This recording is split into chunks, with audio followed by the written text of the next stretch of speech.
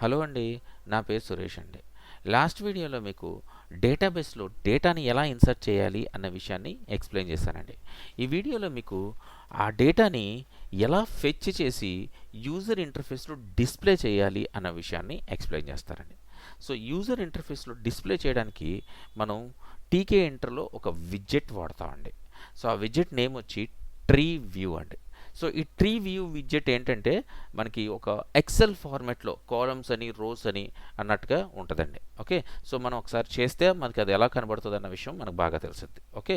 So, నేను ముందుగా డిజైన్‌తో మొదలుపెడుతున్నాను. ముందు డిజైన్ చేసుకుందాము. తర్వాత డేటాని ఫెచ్ చేసి, ఆ ఫెచ్ చేసిన డేటాని ఈ డిజైన్‌లో ఇంక్లూడ్ చేద్దామండి. ఓకే. సో, ఫస్ట్ డిజైన్ చేయడానికి మనం సెల్ఫ్ డాట్ ట్రీ అని ఒక వేరియబుల్ తీసుకున్నానండి. Equal to TTK tree view అండి. ఓకే. సో, ట్రీ వ్యూలో మనకి 2 అట్రిబ్యూట్స్ ఉంటాయండి. ఒకటి మన కాలమ్స్ అని ఇవ్వాలి. అంటే కాలమ్ నేమ్స్ ఏముంటాయి అని ముందే చెప్పాలన్నమాట. అలాగే షో హెడ్డింగ్స్ అని చెప్పేసి ఇంకో అట్రిబ్యూట్ ఇవ్వాలండి. సో, ఈ 2 ఇస్తే మనకి ఒక ఎక్సెల్ ఫార్మాట్‌లో కనిపిస్తదనమాట. చూపిస్తాను చూడండి మీకు ఇక్కడ. రైట్. సో, ఫస్ట్ మనం రూట్ మెన్షన్ చేయాలి. దాని తర్వాత కాలమ్స్ ఈక్వల్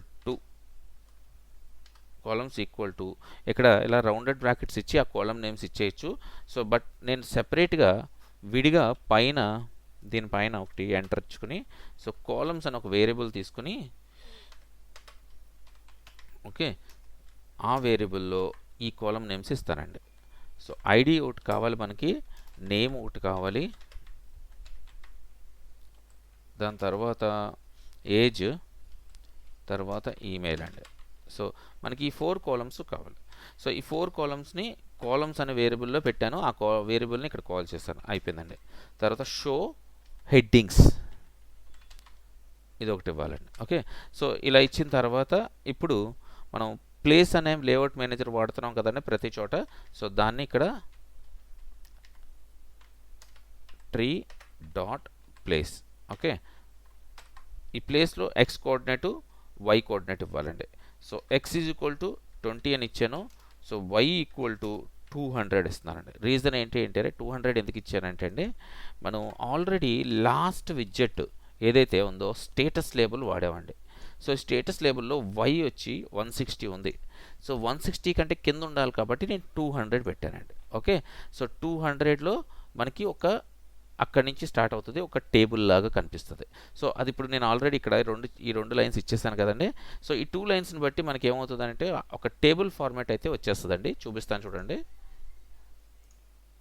ఓకే, వచ్చేసింది. బట్ ఏంటంటే మనకి విండో చిన్నది ఉందండి. చూసారా, ఇదొకటి 4 కాలమ్స్ వచ్చేసినాయి. బట్ హెడ్డింగ్స్ అయితే ఇంకా ప్రింట్ అవ్వలేదు. సో, హెడ్డింగ్స్ ప్రింట్ అవ్వడానికి ఏం చేయాలన్న విషయాన్ని మీకు ఎక్స్ప్లెయిన్ చేస్తానండి ఫస్ట్. ఓకే. సో, మనకి కాలమ్స్ అయితే వచ్చేసినాయి. బట్ దానికంటే ముందు ఇక్కడ 600 × 600 అని చేద్దాము. ఎందుకంటే మనకి చిన్న విండో ఓపెన్ అవుతుంది కదండి. సో, కొంచెం పెద్ద విండో ఓపెన్ అవ్వడం కోసం. ఓకే. సో, ఇప్పుడు కాలమ్స్ ఇక్కడ ఈ రెండింటి మధ్యలో మనం కాలమ్స్ని డిక్లేర్ చేయాలన్నమాట అండి. ఎలా చేయాలి అని అంటే 2 విధాలుగా చేయొచ్చండి. ఒకటి, ఫర్ లూప్ యూస్ చేసి పైన ఉన్న కాలమ్స్లో ప్రతి కాలమ్ని మనం హెడ్డింగ్ కింద ప్రింట్ చేయొచ్చు. సో, ఫస్ట్ ఆ విధానం చెప్తానండి. ఓకే. సో, ఇక్కడ for call in columns, okay, self dot tree heading, అదిగో హెడ్డింగ్ చూసారండి.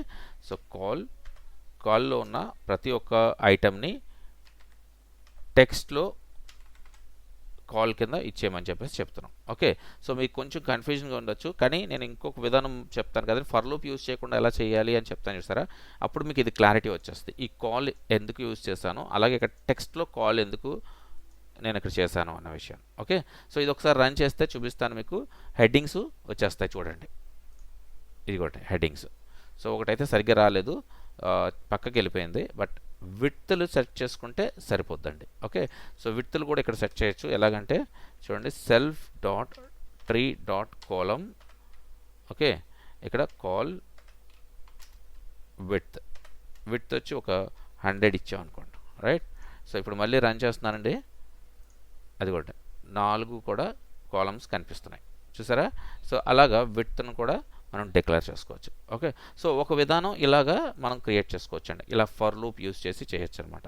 సో ఫర్ లూప్ కాకుండా నేను డైరెక్ట్గా కూడా చేయొచ్చు అండి మనం. సో డైరెక్ట్గా అంటే కాలం టు కాలం ప్రతి కాలంకి మనం డిక్లేర్ చేయొచ్చు అనమాట. ప్రతి కాలంకి విడ్త్ కూడా డిక్లేర్ చేయొచ్చు. అలా డిఫరెంట్గా చూడండి ఎలా చేయొచ్చు అని అంటే ఇక్కడ సెల్ఫ్ డాట్ ఇందాక ఏదైతే వాడామో అదేనండి. చూడండి ఫర్ లూప్లో మనం ఇది వాడాం కదండి హెడ్డింగ్ అనేది. సో ఈ రెండే వాడతాం. ఓకే, ఈ 2 లైన్సే వాడతామండి. చూడండి ఆ 2 కాపీ చేస్తున్నాను. సో ఫర్ లూప్ తీసేసాను. రైట్, సో ఈ రెండింటి ప్లేస్లో ఈ కాల్ ప్లేస్లో ఏం చేస్తానంటే అండి ఐడి పెట్టాలండి. ఓకే, మనం ఏ కాలం నేమ్ అయితే ఆ కాలం నేమ్ పెట్టాలి. ఈ టెక్స్ట్ ప్లేస్లో మన కాలం యొక్క నేము. ఓకే, సో మనకి ఐడి కాబట్టి ఇక్కడ కూడా ఐడి ఇవ్వాలి. రైట్, సేమ్ హెడ్డింగ్ ఇప్పుడు ఈ కాలం యొక్క విడ్త్ ఉంది చూసారండి, ఆ విడ్త్ కావాలి అని అంటే ఇక్కడ ఐడి అని ఇచ్చి దాని యొక్క విడ్త్ ఎంత కావాలి, ఒక 50 కావాలి అంటే సపరేట్గా ఇలా ఇవ్వాలి. ఓకే, సో ఇలా ప్రతి ఒక్క కాలంకి ఈ 2 మనం చేయాల్సి వస్తుంది అనమాట. ఓకే, సో ఈ 2 కూడా ప్రతి కాలంకి కాపీ చేసి పేస్ట్ చేసి ఓకే దాని యొక్క వాల్యూస్ మార్చాలి. సో 4 కాలమ్స్ కాబట్టి 3 టైమ్స్ నేను పేస్ట్ చేశాను. ఆల్రెడీ 1 టైం ఉంది మనకి. సో ఇక్కడ నేము తర్వాత ఐడి అయిపోయింది. సో నేమ్ కూడా ఇక్కడ పేస్ట్ చేస్తున్నానండి. చూడండి గమనించారో లేదో మీరు, కరెక్ట్గా నేమ్ కూడా పేస్ట్ చేశాను. సో నేమ్కి ఒక 100 పెడుతున్నానండి. రైట్, అలాగే ఏజ్కి ఏజ్ కాపీ చేశాను. ఏజ్ విడ్త్ వచ్చేసరికి 50 ఉంచాను. అలాగే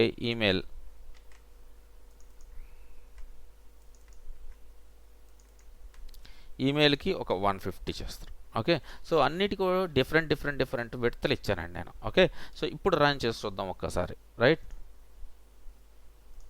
ఇదిగోండి డిఫరెంట్ విడ్త్ మీరు గమనిస్తే ఐడి కాలం దగ్గర చిన్నగా ఉంది, నేమ్ కాలం దగ్గర ఇంకొంచెం పెద్దగా ఉంది, ఏజ్ కాలం దగ్గర ఐడి ఎలా ఉందో అలాగే ఉంది, సేమ్ ఇచ్చాను కాబట్టి. ఈమెయిల్ కొంచెం పెద్దగా ఉంది. ఓకే, సో మనం దీని విడ్త్లు ఇంకొంచెం ఎక్స్టెండ్ అంటే కొంచెం పెద్ద కూడా చేసుకోవచ్చు అండి. మనకు నచ్చినట్టు ఎంత సైజు కావాలంటే అంత సైజులో చేసుకోవచ్చు. ఓకే, సో కావాలంటే దీన్ని చూడండి ఇది మరీ చిన్నగా కనబడుతుంది కాబట్టి ఇది 70 చేస్తాను. ఓకే, ఇది కూడా 70 చేద్దాము. ఇది 150 చేద్దామండి. ఓకే, సో ఇది 175 చేద్దాం. రైట్, మళ్ళీ రన్ చేశాను. అదిగోండి ఇప్పుడు కొంచెం క్లారిటీగా కొంచెం పెద్దదైనవి చూసారా. అలాగే మనం ప్రతి ఒక్క కాలంని విడ్త్ని డిక్లేర్ చేసుకోవచ్చు. అలాగే వాటి యొక్క కాలం నేమ్స్ని ఫర్ లూప్ ద్వారా చేసుకోవచ్చు, నార్మల్గా కూడా చేసుకోవచ్చు. ఓకే, సో ఇప్పుడు మీకు అర్థమైంది అనుకుంటే ఇప్పుడు మన కాలమ్స్ వచ్చేసినాయి. డేటా ఏదైతే ఉంటుందో ఆ డేటాని ఇన్సర్ట్ చేయాలి మనం ఇంకా. ఓకే, సో ముందు డేటాని ఇన్సర్ట్ చేద్దామండి. సో డేటాని ఇన్సర్ట్ చేయడానికి ముందుగా మనం ఏం చేయాలంటే ఈ డేటాబేస్ పీవైలోకి వెళ్ళి ముందుగా ఫెచ్కి సంబంధించిన ఒక మెథడ్ని ఇంప్లిమెంట్ చేయాలండి. Okay, so def fetch underscore data. So డేటాని ఫెచ్ చేయడానికి ఒక మెథడ్ని ఇంప్లిమెంట్ చేస్తున్నానండి. ఓకే, సో ఇక్కడ ఒక ఫెచ్ అండర్స్కోర్ క్వరీ ఒకటి రాయాలి ఈక్వల్ టు డబుల్ కోట్స్లో సెలెక్ట్ స్టార్, అందులో ప్రతిదీ కూడా మనకు కావాలి కాబట్టి స్టార్ ఫ్రమ్ యూజర్స్. ఓకే, ఆ టేబుల్లో ఉన్న ప్రతిదీ మనకు కావాలి కాబట్టి స్టార్ ఫ్రమ్ యూజర్స్ అని చెప్పేసి నేను పెట్టానండి. Okay, so star from users అని చెప్పిన తర్వాత ఈ ఫెచ్ అండర్స్కోర్ క్వరీని ఓకే సెల్ఫ్ డాట్ కర్సర్లో ఎగ్జిక్యూట్ చేయాలండి. ఓకే, చూడండి fetch underscore query. So execute చేసిన తర్వాత ఇప్పుడు మళ్ళీ ఆ కర్సర్ని యూజ్ చేసి ఓకే ఫెచ్ ఆల్ చేయాలండి. కర్సర్ని యూజ్ చేసి ఫెచ్ ఆల్ చేయాలి. ఓకే, ఇప్పుడు దీనికి ఒక వేరియబుల్ నేమ్ వేసుకున్నామండి రోస్ అని చెప్పేసి. ఓకే, ఈ రోస్ని రిటర్న్ చేస్తే మనం ఎక్కడైతే ఈ ఫెచ్ అండర్స్కోర్ డేటాని కాల్ చేస్తామో మనకి అందులో ఉన్న డేటా అంతా కూడా ఫెచ్ అయిపోతుంది.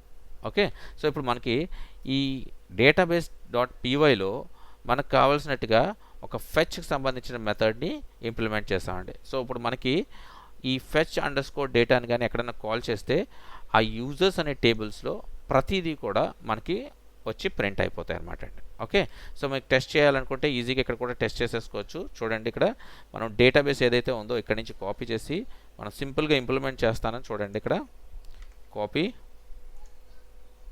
పేస్ట్. ఓకే, డేటాబేస్ని తెచ్చుకున్నాను. ఇప్పుడు ఈ DB for okay i in db dot okay fetch underscore data ఇందులో ప్రింట్ ఐ ఓకే ఇంత సింపుల్గా పెట్టాను నేను. సో ఇప్పుడు మనకి రన్ చేస్తే ఇందులో డేటా కనిపించాలి, బట్ ఏమైంది అని అంటే MySQL cannot connected. So MySQL నేను స్టార్ట్ చేయలేదండి, సో అందువల్ల నాకు అలా చూపిస్తుంది. సో MySQL స్టార్ట్ చేస్తున్నాను చూడండి. సో MySQL స్టార్ట్ చేశాను.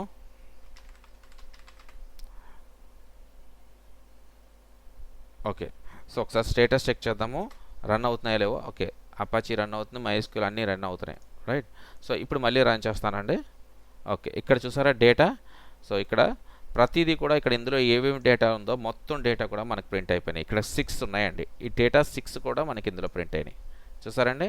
సో ఈ డేటాని మనం ఈ మెయిన్ డాట్ పీవైలోకి తెచ్చుకుని తీసుకున్న విడ్జెట్ ట్రీ వ్యూ విడ్జెట్లో మనం ఇన్సర్ట్ చేయాలి. ఓకే, సో ప్రస్తుతానికి ఇది డిలీట్ చేసేస్తాను, ఇది మనకు అవసరం లేదు ఇప్పుడు. ఓకే, ఇప్పుడు ఇందులోకి వస్తున్నానండి. డేటా అయితే మనకు వచ్చేస్తుంది, ఫెచ్ అండర్ స్కోర్ డేటాలోకి వచ్చేస్తుంది. ఓకే, సో ఇప్పుడు ఈ ఫెచ్ అండర్ స్కోర్ డేటా అనేది ఈ మెయిన్ డాట్ పీవైలో కూడా ఇంప్లిమెంట్ చేయాలండి. ఓకే, సో ఇంప్లిమెంట్ చేసి ఈ ట్రీ వ్యూ ఏదైతే మనం ఇక్కడ ఇచ్చామో ఈ ట్రీ వ్యూలోకి డేటాని ఇన్సర్ట్ చేయాలి. ఓకే, ఈ ట్రీ వ్యూలో ఇది. ఓకే, సో ఇక్కడ నేను ఒక చిన్న హెడ్డింగ్ లాగా పెడతానండి, ఎందుకంటే మనకి ఇది తెలియడం కోసం, క్లారిటీ కోసం. ఓకే, ట్రీ వ్యూ ఇదంతా కూడా, రైట్. సో ఇప్పుడు ఈ ఇన్సర్ట్ డేటాని ఎలా మెథడ్ ఇంప్లిమెంట్ చేసామో సేమ్ అలాగే ఇంకొక మెథడ్ని ఇంప్లిమెంట్ చేస్తున్నానండి, ఫెచ్ డేటా అని, fetch underscore data. Okay, so ఈ డేటాని ఎక్కడ ఫెచ్ చేయాలంటే ట్రీ వ్యూలో ఫెచ్ చేయాలి. ఓకే, సో ఇప్పుడు ఈ ఫెచ్ చేయడానికి మనం చేయవలసింది ఫస్ట్ ఏంటంటే అండి డేటాబేస్ కనెక్షన్ చేయాలి. అంటే ముందు డేటాబేస్ కనెక్ట్ అయితేనే మనకి అందులో ఉన్న డేటాని తెచ్చుకోగలం. ఓకే, సో డేటాని కనెక్షన్ చేసుకోవడానికి ఇక్కడ ఆల్రెడీ పైన ఉంది కదా, దీన్నే కాపీ చేసి ఈ కింద పేస్ట్ చేస్తున్నాను. సో పేస్ట్ చేశాను, డేటా కనెక్షన్ వచ్చింది. ఇప్పుడు ఈ డేటా కనెక్షన్ ద్వారా మనకి ఫెచ్ డేటాని తెచ్చుకుంటున్నానండి.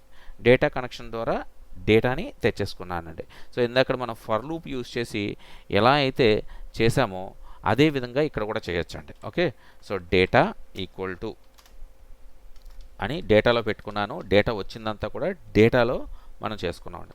దీని తర్వాత ఈ డేటా కనెక్షన్ ఏదైతే ఉందో అది క్లోజ్ చేయాలి. సో ఖచ్చితంగా గుర్తుపెట్టుకోండి, ఓపెన్ చేసామంటే డేటాబేసు, తర్వాత క్లోజ్ మాత్రం చేయాలి. ఓకే, సో ఇప్పుడు డేటాబేస్ని నేను కనెక్షన్ ఏదైతే ఉందో క్లోజ్ చేస్తాను. ఇప్పుడు డేటా అంతా కూడా డేటా అనే వేరియబుల్లో ఉందండి, మనకి ఈ డేటా అనే వేరియబుల్లో ఉంది. సో ఇప్పుడు ఫర్ లూప్ రాసి ఆ ప్రతి డేటా కూడా అందులో ఉన్న డేటా అంతా కూడా మనకి ఇందులోకి ఇన్సర్ట్ అయ్యేలాగా మనం రాసుకోవాలండి. ఓకే, సో రాసుకోవాలంటే చూడండి ఇక్కడ ఫర్ రో ఇన్ డేటా. ఓకే, రో డేటాలో ప్రతి ఒక్క రో ఏదైతే ఉంటుందో ఆ రోని తీసుకొచ్చి self dot tree dot insert, ఇదిగోండి ఇన్సర్ట్ అందులోనే రాస్తుందండి క్లియర్గా మీరు గమనిస్తే. సో ఇన్సర్ట్ ఏమి ఇన్సర్ట్ చేయాలి, మనకి ఈ రోస్ని ఇన్సర్ట్ చేయాలి. అయితే ఎలా ఇన్సర్ట్ చేయాలన్న విషయాన్ని కూడా చెప్పాలండి. ఒక ఎంటీ ఇవ్వాలండి, ఎంటీ ఇచ్చి ఫస్ట్ నుంచి లాస్ట్ వరకు అని అర్థం అండి. ఇది ఫస్ట్ నుంచి లాస్ట్ వరకు అన్ని రోస్ను కూడా వాల్యూస్ ఈక్వల్ టు రో అని చెప్పేసి ఇవ్వాలన్నమాట అండి. సో ఇలాగ మెన్షన్ చేస్తే మనకి అందులో ఉన్న ప్రతి రో ఒక్కొక్క రోలో ఇన్సర్ట్ అవుతుంది అనమాట అండి. ఓకే, సో ఇప్పుడు ఒకసారి టెస్ట్ చేద్దామండి. టెస్ట్ చేస్తే మనకి అది ఇన్సర్ట్ అయిందా లేదా అన్న విషయం మనకు తెలుస్తుంది. ఓకే, ఓకే ఏమి ఇన్సర్ట్ అవ్వాలా. సో రీజన్ ఏంటంటే అండి ఎందుకు ఇన్సర్ట్ అవ్వలేదు అని అంటే మనం ఇన్సర్ట్ అనే ఒక బటన్ని క్లిక్ చేస్తున్నాం, but fetch underscore data అనేది రన్ అవ్వట్లేదు ఎక్కడ కూడా. సో అందువల్ల మనకి ఏమీ తెలియట్లేదండి. సో కాబట్టి మనం ఏం చేయాలంటే ఈ ఫెచ్ అండర్ స్కోర్ డేటాని ఇనీషియల్గా రన్ అయ్యేలాగా ఇక్కడ ఒకసారి కాల్ చేద్దామండి, self dot fetch underscore data. అంటే మనం అప్లికేషన్ ఓపెన్ అవ్వగానే ఏమైనా డేటా ఉంటే మనకి వచ్చేస్తుంది, అందుకోసమని ఇనీషియల్గా ఇనిట్లో రన్ చేస్తున్నానండి. రైట్, ఇనిట్లో రన్ చేశాను. అలాగే ఒక డేటా ఏమన్నా ఇన్సర్ట్ చేస్తే మనం ఆ ఇన్సర్ట్ చేసిన వెంటనే అప్డేట్ అవ్వాలి కాబట్టి అండి ఇక్కడ కూడా ఇస్తామండి. ఓకే, సో ఇందులో కూడా ఇచ్చానండి, ఇన్సర్ట్ డేటాలో కూడా ఇచ్చాను. ఓకే, సో ఇప్పుడు రన్ చేస్తున్నానండి, అదిగోండి డేటా మొత్తం పాపులేట్ అయిపోయింది, చూసారా డేటా మొత్తం వచ్చేసింది. సో ఇప్పుడు డేటాని ఇన్సర్ట్ చేస్తాను చూడండి ఇక్కడ. సో డేటాని ఇన్సర్ట్ చేయడానికి ఇంకొక డేటా ఏదైనా ఇన్సర్ట్ చేద్దాము. రాజు 35 raju@gmail.com. ఓకే, సో ఇన్సర్ట్ చేశాను. ఓకే, ఇన్సర్ట్ చేశాను కానీ ఇక్కడ మల్టిపుల్గా వచ్చేసినాయి. చూసారండి ఎన్నెన్ని వచ్చేసినాయో. ఇక్కడ సురేష్ అని మళ్ళీ వచ్చేసింది, ఇక్కడ మళ్ళీ సురేష్ అని వచ్చి మళ్ళీ గణేష్ వచ్చింది. సో రీజన్ ఏంటి అని అంటే అండి, ఇక్కడ మనం ఇన్సర్ట్ చేయగానే ఏమైతే ఉంటాయో ఆ డేటా అంతా మళ్ళీ రిపీట్ అవుతూ ఉంటుందండి. రీజన్ ఏంటి అని అంటే ఎందుకు రిపీట్ అవుద్దంటే, మనం ఇన్సర్ట్లో వెంటనే అప్డేట్ అవ్వాలని చెప్పేసి ఇక్కడ ఫెచ్ అండర్స్కోర్ డేటాని ఇక్కడ కాల్ చేస్తున్నాం ఇది ఇన్సర్ట్ అండర్స్కోర్ డేటాలో. సో అందువల్ల మల్టిపుల్ టైమ్స్ డేటా వచ్చేసిందండి మనకి. ఓకే, సో ఈ డేటాని ఇలా రాకుండా చేయాలంటే ఇక్కడ ఇంకొక ఫర్ లూప్ రాయాలండి. ఆ ఫర్ లూప్లో ఏం చేయాలి అని అంటే ఒక్కొక్కటి డిలీట్ చేయాలండి. అంటే రోస్లో ఏవైతే ఉంటాయో ఆ ఐటమ్స్ అన్నీ కూడా అంటే ఎంటీ చేసి డేటాని ఇన్సర్ట్ చేయాలన్నమాట. జస్ట్ లైక్ మనం ఎంట్రీ బాక్స్ ఎలా చేసామో అలాగే చేయాలి. సో దాన్ని చేయడానికి ఏం చేయాలి అంటే అండి, ఈ ఫెచ్ అండర్స్కోర్ డేటాలో ఇంకొక ఫర్ లూప్ రాయాలండి. సో ఫర్ లూప్ వచ్చి for item in self dot ట్రీలో గెట్ చిల్డ్రన్స్. ఓకే, అందుట్లో ఏమన్నా ఉంటే అవన్నీ తీసుకొచ్చి ప్రతి దాంట్లో తీసుకొచ్చి డిలీట్ చేయమని చెప్పేసి రాయాలి. Self dot tree dot delete. ఏం డిలీట్ చేయాలి? ఐటమ్ని. అంతేనండి, సింపుల్గా, ఇంకెంతకంటే ఏం లేదు. ఓకే, సో డిలీట్ చేసేసి అప్పుడు ఇన్సర్ట్ చేయమని అర్థం. ఓకే, ఫస్ట్ ఎందుకు ఇది రాశానంటే ముందు ఉన్నది ఏమైనా ఉంటే డిలీట్ చేసేయి, చేసిన తర్వాత కొత్తగా ఇన్సర్ట్ చేయమని చెప్పేసి ఇక్కడ రాసామండి. ఇప్పుడు రన్ చేద్దామండి. సో మనకి సేమ్ ప్రాబ్లం మళ్ళీ రాదు. ఇప్పుడు చూడండి, రాజు రాశాను కదండి, రవి రాస్తున్నాను. రవి ఏజ్ వచ్చి ఒక 30 పెడదాం. Right, ravi@gmail.com insert. ఇక చూసారా వెంటనే అప్డేట్ అయింది, మల్టిపుల్గా కూడా అప్డేట్ అవ్వలేదు. అంటే డబుల్ డేటా రాలేదు, సింగిల్ డేటా మాత్రమే వచ్చింది. సో ఇలాగే ఎన్ని చేసినా కూడా ఓకే. గని ఏజ్ 32 gani@gmail.com ఇన్సర్ట్. చూసారా అండి, గని కూడా వచ్చింది. సో ఇలాగ మనం ఎన్నైనా సరే ఇన్సర్ట్ చేసుకోవచ్చు అనమాట. డేటాని వ్యూ చేసుకోవచ్చు. అంటే మనకి డేటాబేస్లో ఏదైతే ఇన్సర్ట్ అవుతుందో అదే డేటాని మనం ఇక్కడ వ్యూ చేస్తున్నాం అనమాట. ఓకే, సో ఇలాగా డేటాని ఫెచ్ చేసుకుని వ్యూ చేసుకోవచ్చు అనమాట మనం ఈ యూజర్ ఇంటర్ఫేస్లో. ఓకే, ఐ థింక్ మీకు అర్థమైందని నేను అనుకుంటున్నాను ఇప్పుడు. సో ఇన్ కేస్ మీకు అర్థం కాకపోతే దయచేసి కామెంట్ చేయండి. కామెంట్ చేస్తే ఎక్కడైతే అర్థం కాలేదో ఆ పాయింట్ కామెంట్ చేస్తే నేను క్లియర్గా మీకు ఎక్స్ప్లెయిన్ చేస్తానండి. ఓకేనండి, బాయ్ అండి.